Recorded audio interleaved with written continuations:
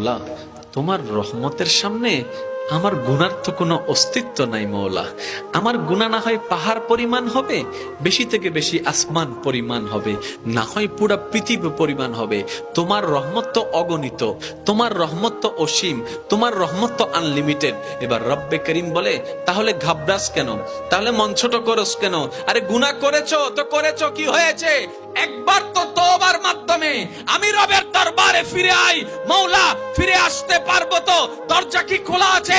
রব্বে করিম বলে, মরণের আগ পর্যন্ত, কিয়ামতের আগ পর্যন্ত, সূর্য পশ্চিম আকাশে ওঠার আগ পর্যন্ত দরজা খোলা আছে, দরজা খোলা আছে, দরজা খোলা আছে।